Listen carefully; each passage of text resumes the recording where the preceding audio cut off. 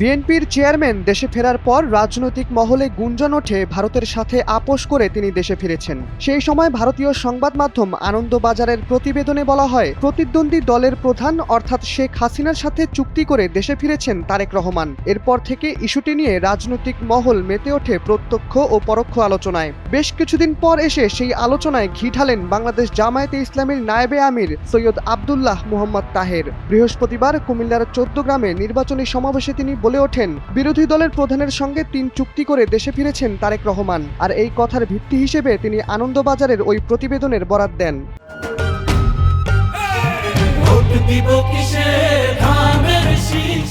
এবার বিষয়টি নিয়ে নিজেদের অবস্থান পরিষ্কার করতে দেখা গেল বাংলাদেশ জাতীয়তাবাদী দল বিএনপিকে। শনিবার দলটির রাজনৈতিক কার্যালয়ে আয়োজিত এক সংবাদ সম্মেলনে বিএনপির পরিচালনা কমিটির মুখপাত্র ও তারেক রহমানের উপদেষ্টা মেহেদী আমিন বলেছেন, নির্বাচনী সমাবেশে দেওয়া জামায়াতে নায়েবের আমিরের ওই বক্তব্য রাজনৈতিক অপপ্রচার। ভারতের সঙ্গে বিএনপির কোনো চুক্তির অভিযোগের পক্ষে কোনো প্রমাণ নেই। এটি ভিত্তিহীন ও বিভ্রান্তি ছড়ানোর চেষ্টা। তিনি আরও বলেন, জামায়াতের প্রভাবশালী ওই নেতা যে দাবি করেছেন তার পক্ষে তিনি কোনো প্রমাণ উপস্থাপন করতে পারেননি এবং পারবেনও না। যেসব তথ্য মিডিয়ায় এসেছে তার ন্যূনতম কোনো বাস্তবতা বা সত্যতা নেই।